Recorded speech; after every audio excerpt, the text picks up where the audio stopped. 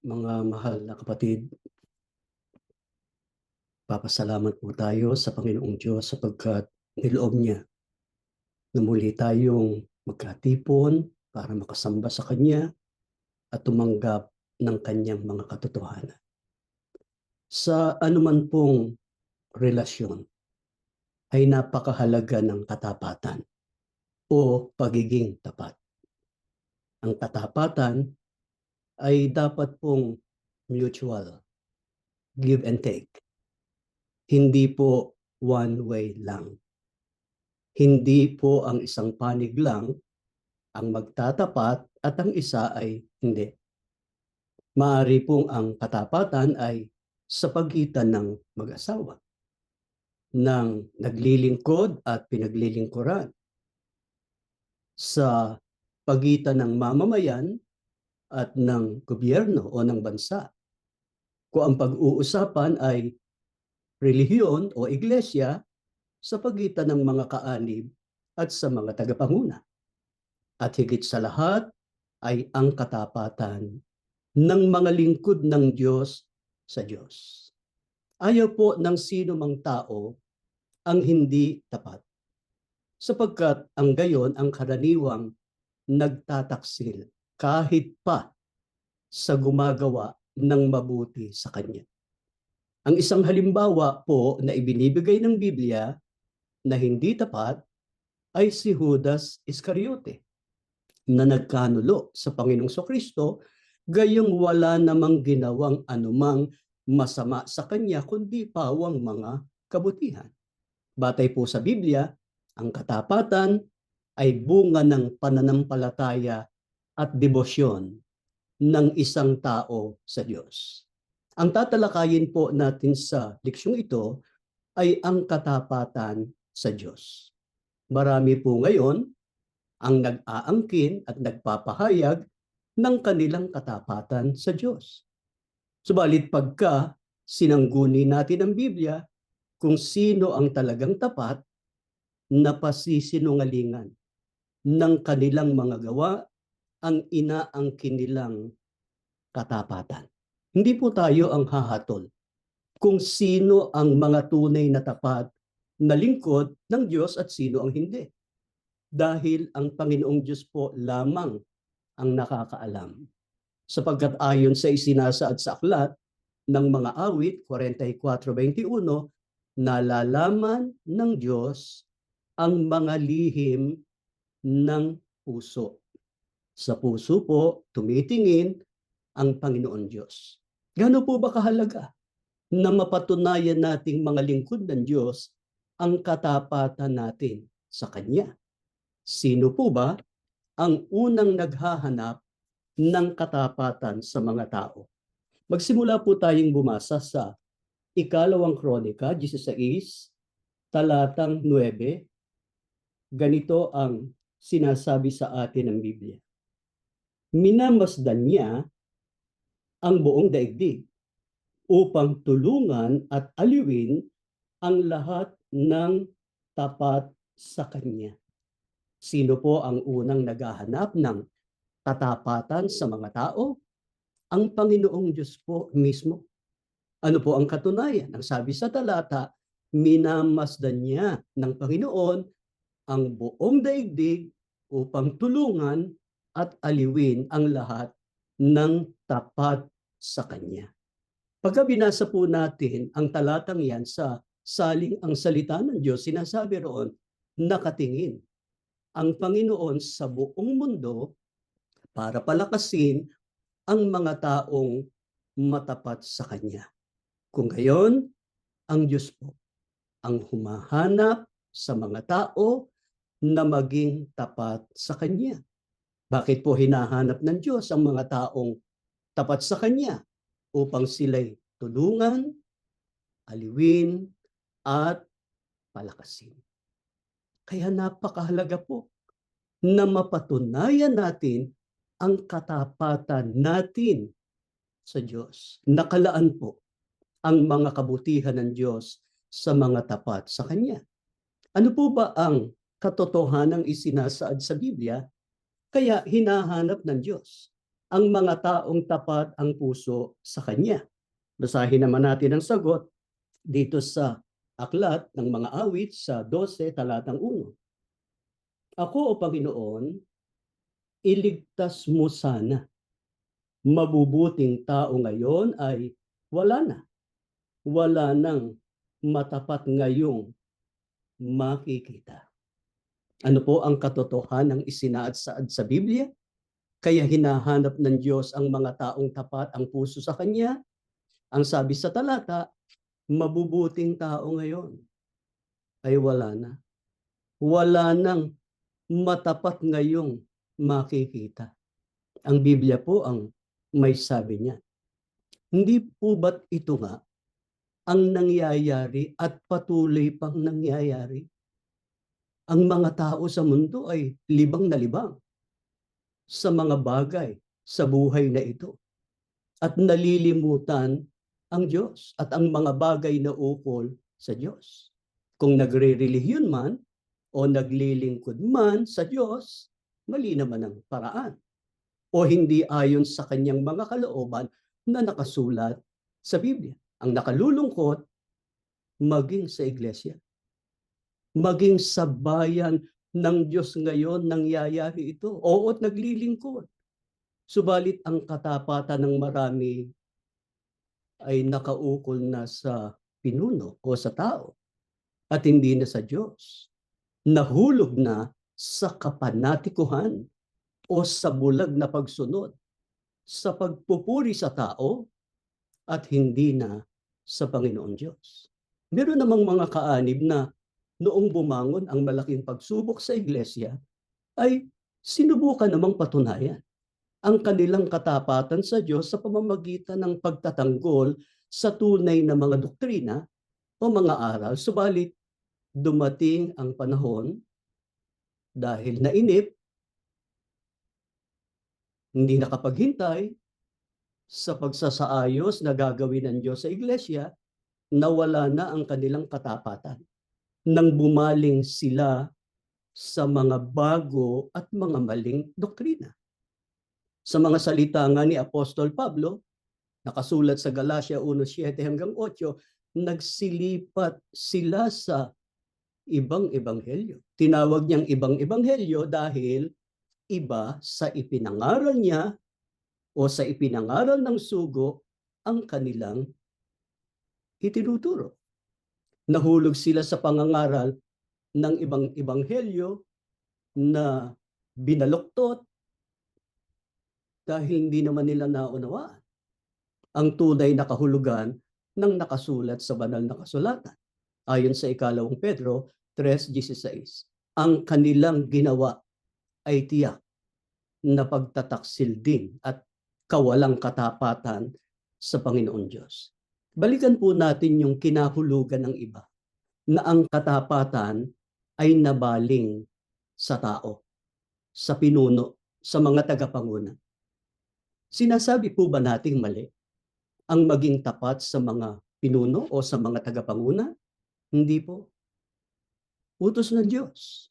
Pasakop tayo, sumunod tayo sa inilagay niyang mga tagapanguna. Dapat lang po nating tiyakin ang ating mga pinuno ay silang unang nagpapatunay ng katapatan sa Diyos at sa kanyang mga batas at utos, at hindi nagpapatupad ng mga tuntunin at tagubilin na aagaw ng katapatan at maglalayo sa mga kaanib sa Diyos. Tandaan po natin, mga kapatid, ang Diyos ang humahanap sa mga tao na maging tapat ang puso sa Kanya at lubos na nakaukol o nakatuon sa Kanya. Ano pa po ang dahilan? Kaya, hinahanap ng Diyos ang mga taong tapat sa Kanya. Ang babasahin naman natin, nakasulat dito sa Deuteronomio sa 7, talatang 9. Ganito ang nakasulat. Alalahanin ninyo na ang Panginoon ay Diyos, na hindi marunong sumira sa pangako. Tapat siya sa lahat ng umiibig at sumusunod sa Kanya at ipinadarama niya ang Kanyang pagmamahal hanggang sa 1,000 saling lahi. Ang isa pa pong dahilan kung bakit hinahanap ng Panginoon Diyos ang katapatan sa mga lingkod niya dahil siya mismo, ang Diyos, ay tapat sa pagtupad ng kanyang pangako sa atin. Hinahanapan tayo ng Diyos ng katapatan sapagkat siya mismo ay tapat. Hindi po ba tayo ang mga saksi na tinupad ng Panginoon Diyos ang lahat ng kanyang mga pangako sa sugo niya, sa mga huling araw at sa bayan niya, sa mga huling araw na ito? Kaya wala pong dahilan para pag-alinlanganan natin ang kanyang mga pangako sa iglesia mula pa sa sugo na hindi niya pababayaan. Padaanin man sa pagsubok, sasagutin niya pagka sila'y tumawag. Hindi niya pababayaan ang bayan niya sa mga huling araw na ito. Marami na tayong naging pag-aaral tungkol sa mga bagay na yan. Ngunit nakalulungkot na meron ng iba na nagtaguyod na ng mga bagong aral na di umano ang buong iglesia raw ay natalikod na sa Diyos. Hindi na pag-aari ng Diyos. Dahil doon sa naging paniniwala nilang yon, dahil sa maling pagkaunawa sa Biblia at sa mga hula ng Biblia, nagtatag na sila ng sarili nilang iglesia o assembly, nagtuturo na ng sarili nilang mga aral na hindi naman tinanggap sa sugo ng Diyos sa mga huling araw. Ang kanilang ginawa ay pagpapakita ng kanilang pag-aalilangan o kawalan ng paniniwala sa katapatan ng Diyos sa kanyang tipan at pangako. Mga kapatid, kung iisipin, maaring labis silang nalungkot, nainis, o sabihin pa nating nagalit dahil sa pagtataksil ng mga lumabag sa mga doktrina at mga tuntunin ng iglesia. At ang katotohanan, marami, kabilang pa ang ilang mga, sabihin na natin, batikan, mga datihan na mga ministro sa iglesia na patuloy na nagbubulag-bulagan sa gayong pagtataksil na nakikita sa kasalukuyang mga tagapanguna. Kasunod ng pananalitang see no evil, hear no evil, speak no evil. Sarado ang kanilang bibig para unahin ang mali. Mga kapatid, aral ng Diyos na ilantad ang mga gawa ng kadiliman. Nasanay tayo sa mga naunang namahala sa atin na ang ipinatutupad lang sa iglesia kung ano yung aral ng Diyos na nakasulat sa Biblia. Yung mga tuntunin, yung mga patakaran, nakasalig pa rin sa Biblia para matupad kung ano ang mga kalooban ng Panginoon Diyos. Nakalimutan ng mga taong ito na ang Diyos na tumawag sa atin ay ang unang tapat. Siya ay palaging tapat sa pagtupad ng kanyang tipan at mga pangako sa kanyang bayan. Kaya ang itinatanong natin, bakit nawala ang katapatan ng marami sa Diyos? Samantalang ang Diyos na tumawag ay tapat, ang mga salita ng Diyos na nakasulat sa Biblia, ang sugo ng Diyos na nagturo sa atin ay tapat, totoo. Kaya dapat magsuri tayong lahat. at lahat ng mga nag-aangkin ng kanilang katapatan sa Diyos. Bakit sa dinami-dami ng mga nilikha ng Diyos, tayong mga lingkod niya, ang inaasahan niya na dapat magpatunay at magpakita ng katapatan sa Kanya? Sino po ang pangunahing inaasahan ng Panginoon Diyos na maging tapat sa Kanya? Pakinggan niyo ang pahayag ni Apostol Pablo sa unang Korinto 4, talatang 2. Ang katiwalay kailangang maging tapat sa Kaniyang Panginoon. Sino po ang pangunahing inaasahan ng Diyos na maging tapat sa Kanya? Malinaw ang pahayag ni Apostol Pablo. Ang katiwalay kailangang maging tapat sa Kaniyang Panginoon. Sino po yung tinutukoy na katiwala? Yaong mga inilagay ng Diyos na mamuno o mga laga sa Kaniyang bayan. At yun naman po ang katangiang nakita nating tinaglay ng kapatid na Felix Manalo at ng kapatid na Eranio G. Manalo. At ang katangiang iyon ang tiniyak ng mga naunang namahala na taglay ng mga ministro sa panahon ng kanilang pamamahala.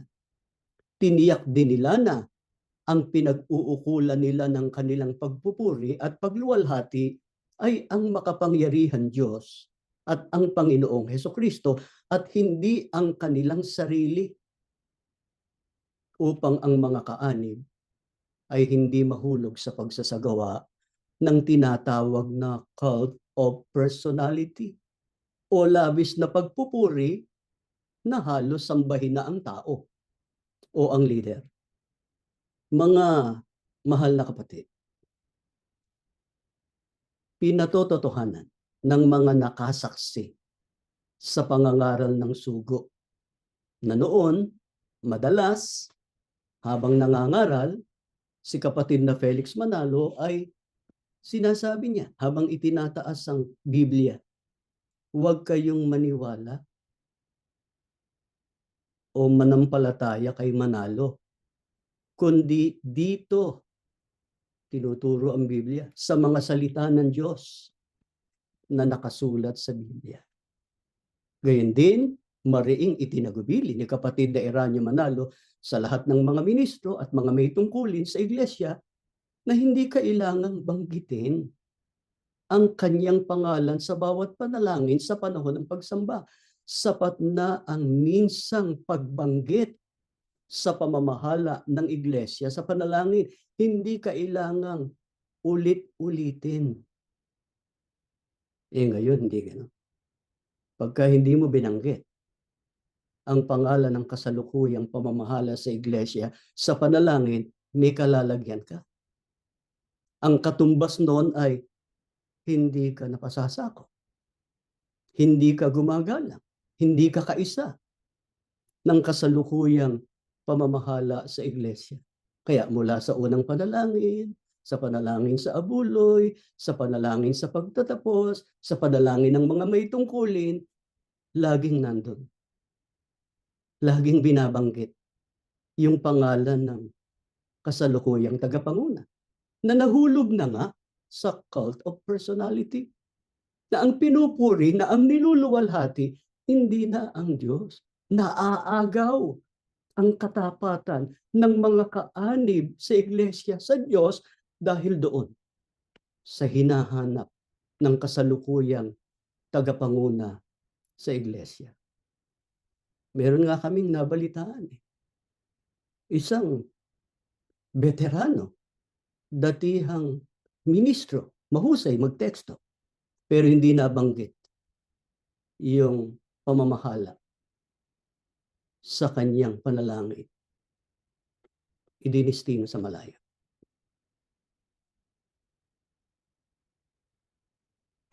Nababa sa dati niyang kinalalagyang tungkulin.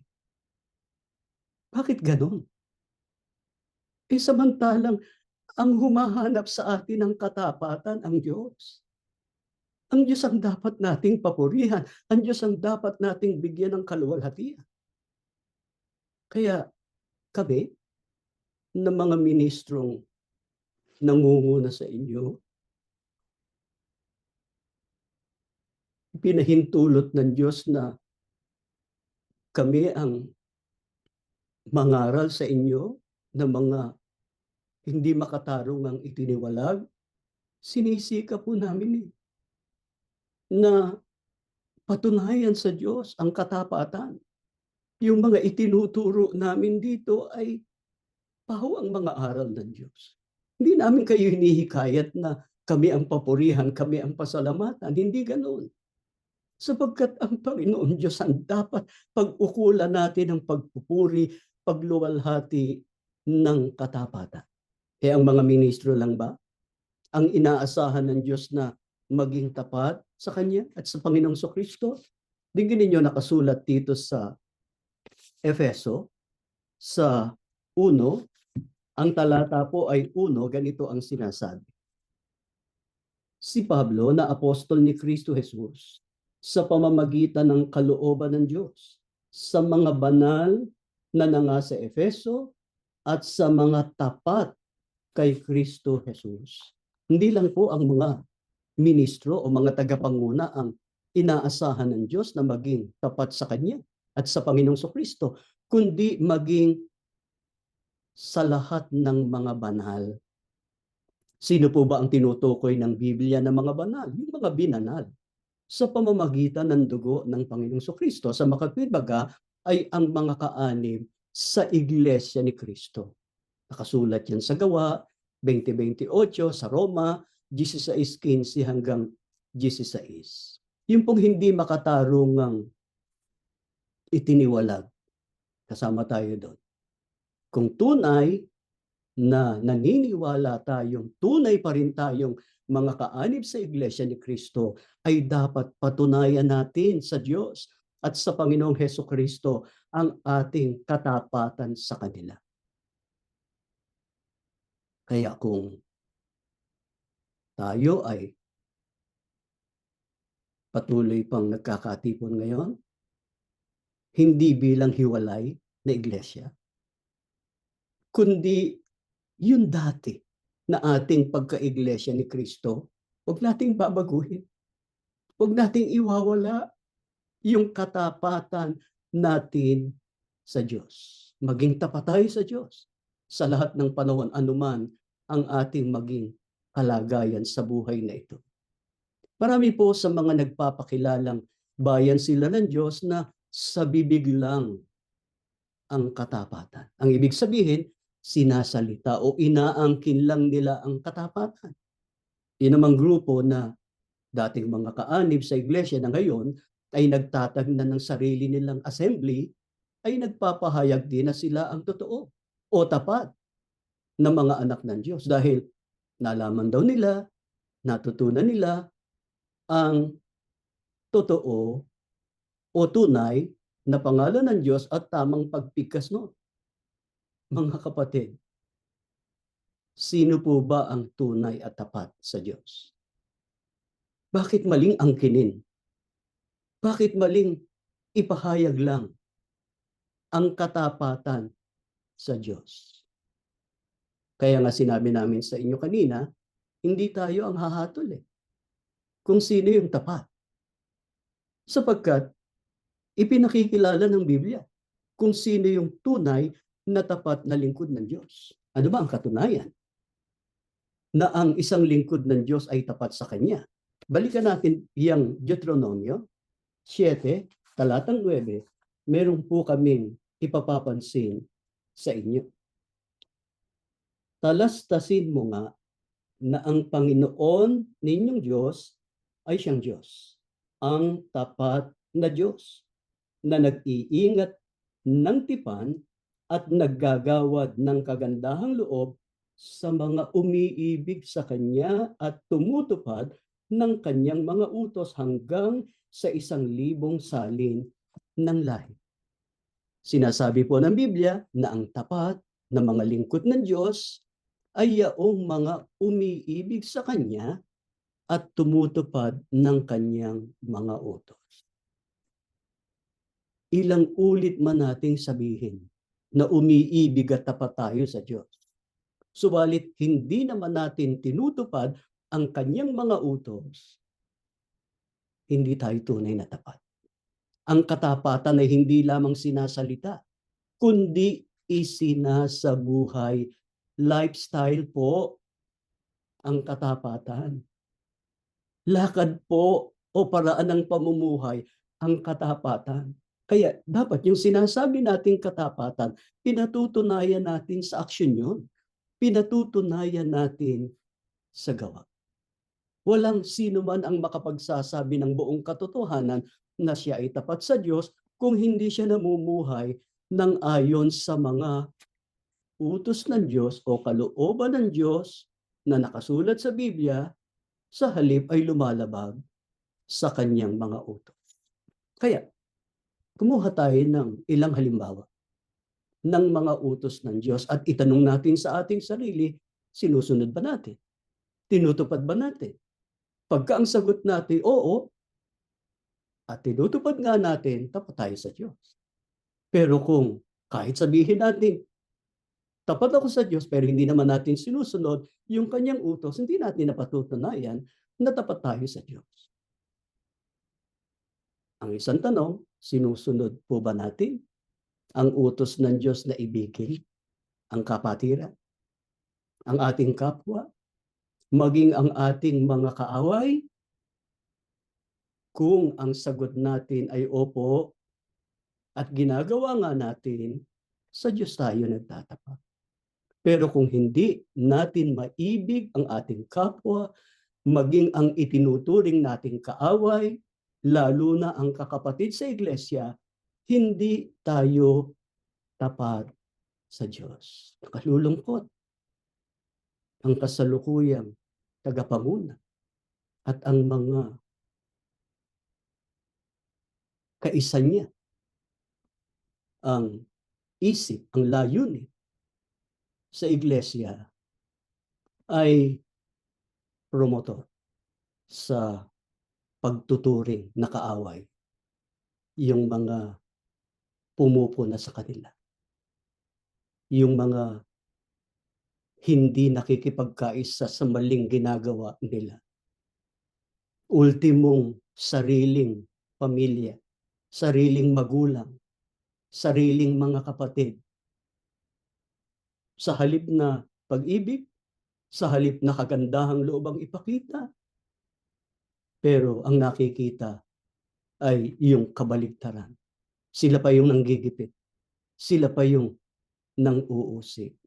Tapat ba yun sa Diyos? Yung katapatan sa Diyos, tandaan natin, pagsunod sa kanyang mga utos. Kaya alinman sa mga utos na Diyos ang hindi natin nasusunod, na pasisinungalingan ang katapatan natin sa ating Panginoon Diyos. Hindi lang yun. Sinusunod ba natin ang utos ng Diyos na magbagong buhay? Kung hindi tayo nagbabagong buhay, meron tayong nilalabag sa mga utos ng Diyos, kahit sabihin natin ng sabihin na iniibig, tapat tayo sa Diyos, na pasisinungalingan ng ating ginagawa, yung katapatan sa Diyos. Ano pang utos ng Diyos? Tungkulin nating sumamba at maglingkod sa Kanya. Sumasamba ba tayo? O nung bumangon ang malaking pagsubok sa iglesia ay tumigil na tayo sa pagsamba? Hindi na tayo humanap ng paraan para makasamba sa Diyos.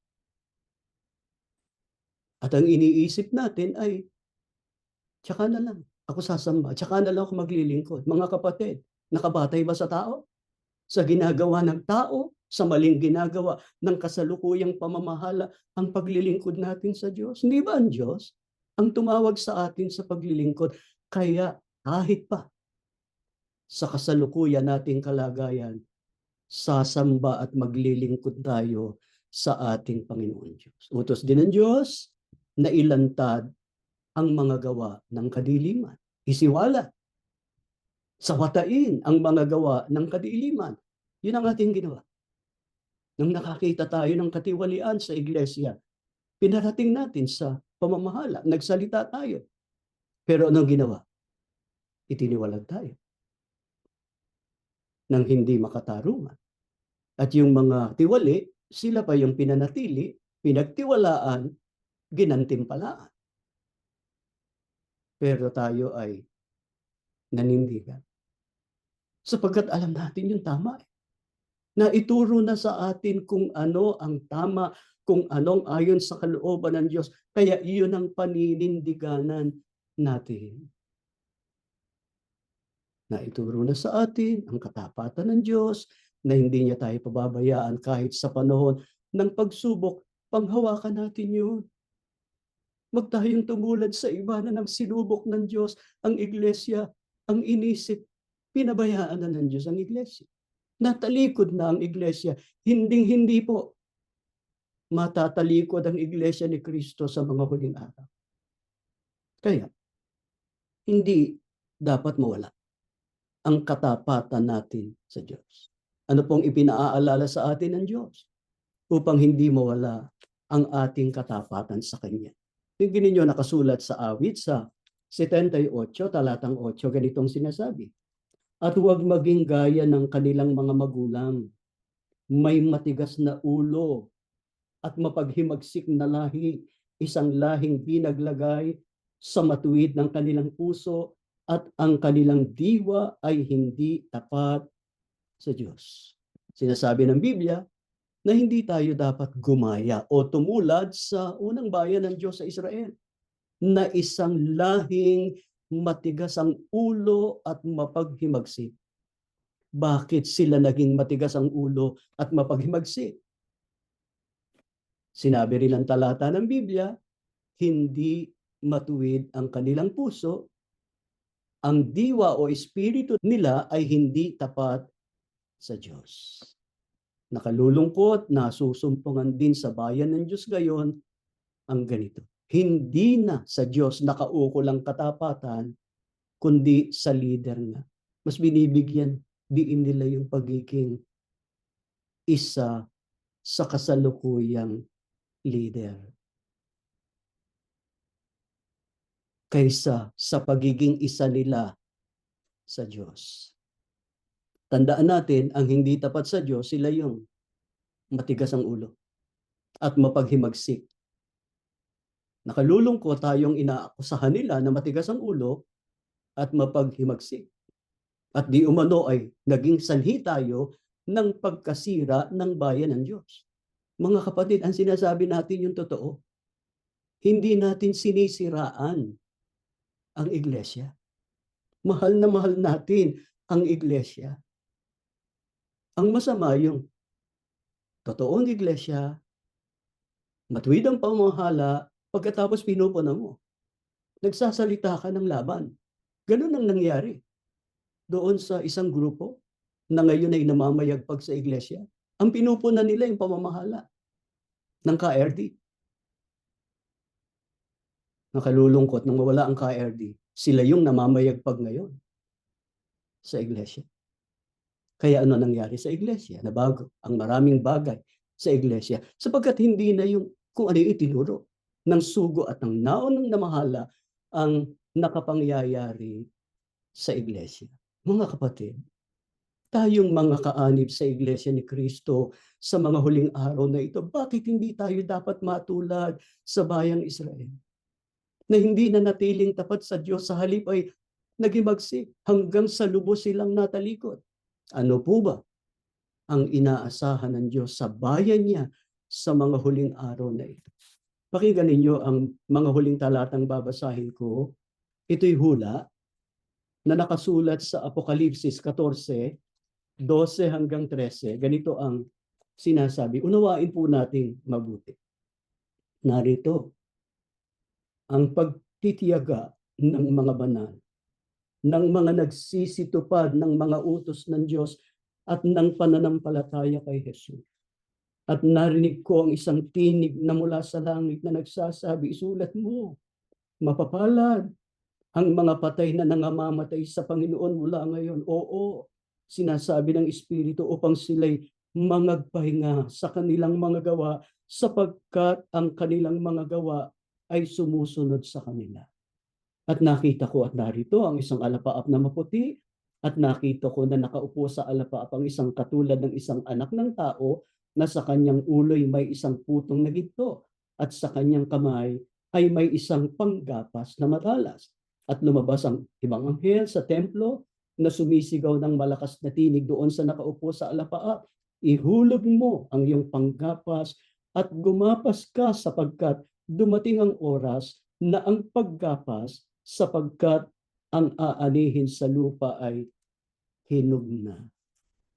Ang binasa po natin ay hula tungkol sa huling gawain ng Diyos sa pagliligtas sa panahong Kristiyano. Bakit po namin sinabing huling gawain ng Diyos sa pagliligtas sa panahong Kristiyano? Sapagkat mayroong unang gawain sa panahong Kristiyano, yung Iglesia ni Kristo na itinayo ng Panginoong Kristo sa Jerusalem, na pinamahalaan ng mga apostol, kinabilangan ng mga Hudyo at ng mga Hintil. Subalit natalikod yun.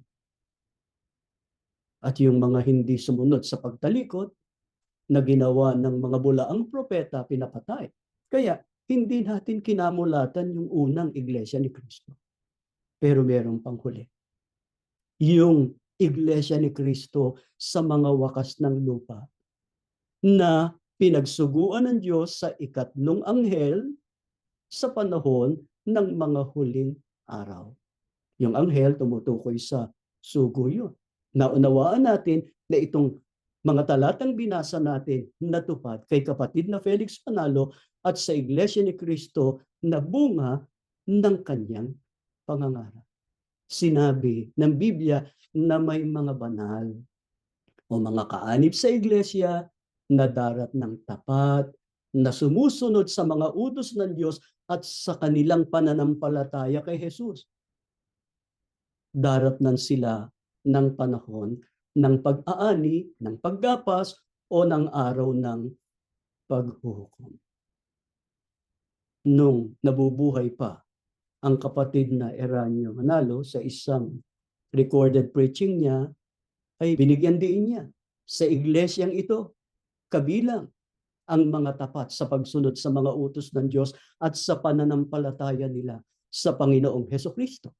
Sinabi rin niya, kung matatalikod ang iglesyang ito, sinong sasalubong sa Panginoong Hesukristo sa pagparito niya? Malinaw po na itinuturo ng Biblia na merong darat ng buhay sa pagbabalik ng Panginoong Hesukristo. Nilinaw niya na ang iglesia ni Kristo sa mga huling araw na ito hindi na kailanman matatalikod sa Diyos, kundi mananatiling bayan ng ating Panginoon Diyos. Hindi nagbabago. Yung pananalig natin yun. Totoong-totoo na ang iglesia ni Kristo sa mga huling araw, ito na ang huling gawain ng Diyos sa pagliligtas. Kaya mga kapatid, tama ginagawa niyo eh. Itiniwalag kayo sa maling kaparaanan, magpatuloy kayo sa inyong paninindigan sa mga aral na tinanggap natin sa sugo at kay kapatid na Eranio Manalo.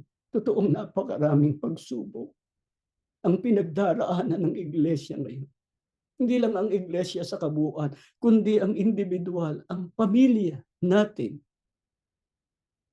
Ikipagbaka tayo. Napakasama ng mundo. Napakahirap ng buhay sa mundo ngayon. Pero, tandaan ninyo ang pangako ng Diyos.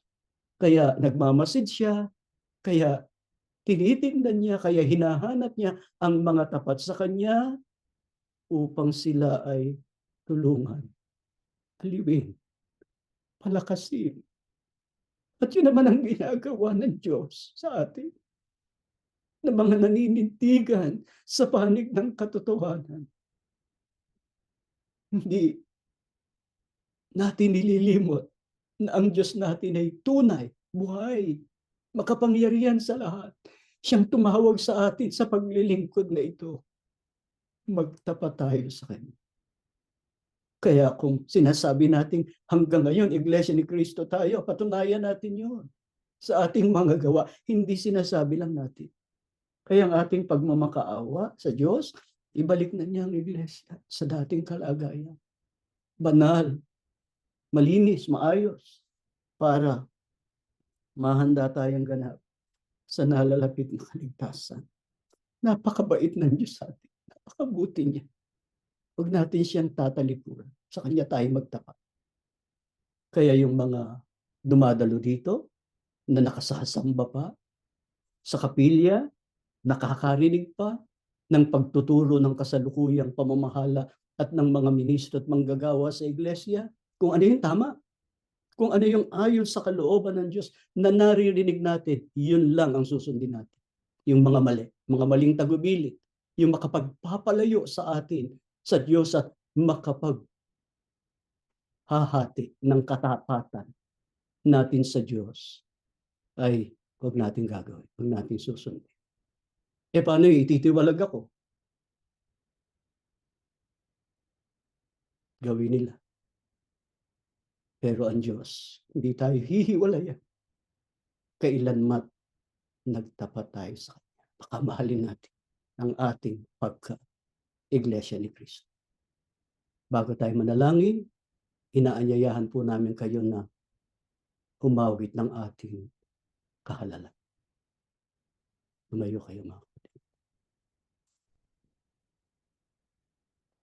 Aming Ama na nasa langit, Diyos na banal at makapangyarihan sa lahat, nagagalak po ang aming mga puso sapagkat sa pagsamba namin ngayon, nagpakahayag ka. Muli mo pong pinatunayan ang katapatan ng pag-ibig mo sa amin. Patuloy mong ginagamit na kasangkapan ng aming mga pagtitipon para makarating sa amin ang iyong mga banal na aral na pagkain ng aming mga kaluluwa. Gabay namin, tanglaw namin sa daan na aming nilalakaran patungo sa aming kaligtasan. Maraming salamat sa iyo, Ama. Tinawag mo kami sa iyong banal na iglesia. Sino-sino kami, mga hama kami, mga taong nagkakamali, nagkukulang. Awa mo lang po, Ama, kung hanggang ngayon namamalagi sa amin ang aming banal na karapatan. Salamat, Ama, inusig man, itinakwil ang marami sa amin. Subalit, pinamalagi mo sa aming puso ang tunay naming pananampalataya. Nakatanim sa aming puso't isipan ang iyong mga banal na aral na tinanggap namin sa sugo at sa naunang namahala sa amin. Sumasampalataya kami sa ginagawa naming paninindigan. Patutunayan mo, Panginoon, ang iyong mga kabutihan sa amin. Lagi mo kaming aaliwin, tutulungan, at palalakasin para maingatan pa namin ang banal naming kahalalan. Kita mo ang mga tinitiis ng mga lingkod mo. Hayag po sa iyo ang maraming mga pagsubok na aming pinagdaraanan. Pagka nakita mo kaming nagtataas ng aming tinig, naghahabilin sa iyo ng aming buhay at kapalaran, lalo na ng aming pagka-iglesia ni Kristo. Ama, sumasampalataya kami. Laging nakalaan ang iyong mahalagang tulong sa amin. Sinasamantala namin ang pagkakataong ito na malapit ka sa amin. Saan man naroon ang mga lingkod mo, maari po ba abutin mo ng mga anak mo, haplusin mo ang aming puso, pagaanin mo po ang aming pasan, ibsan mo kami ng aming mga bagabag, ang mga may sakit, pagalingin mo, ang mga matanda na, biyayaan mo pa ng lakas, tugtungan mo pa ang buhay, magpagaling ka, para ang lakas at buhay namin, magugol pa namin sa paglilingkod. Panginoong Hesukristo, malapit ka nang bumalik. Huwag mo po kaming kalilimutan pagka ibabangon man na ang sugo at ang naunang namahala at ang mga tapat na Iglesia ni Cristo. Huwag mo kaming kalilimutan. Kung darating pang pagpanaw sa amin, isama mo kaming ibangon. Subalit kung loloobin mong datnan na kami ng Panginoon na buhay kami, Panginoon, ipagsama mo kami sa mga kukunin mo at papapasukin sa iyong banal na kaharian. Panginoong Hesukristo, dagdagan mo pa ang aming pananampalataya, ang kakayahan naming magtiis upang anumang pagsubok pa ang maranasan namin, makapagtaguyod kami ng paglilingkod. Ang isa pang bagay na aming ipinakikiusap, pag makaawa mo na sa Ama, na ibalik na ang Iglesia sa dating maayos, banal, maluwalhating kalagayan na pinaghaharian ng katwiran at katarungan. Ama, sumasampalataya kami. Tinanggap mo ang pagsamba namin. Pinagpala mo kami. Lubos na ipinatawad ang aming mga kasalanan at pagkukulang sa ngalan ng Panginoong Hesukristo na aming tagapagligtas. Amen.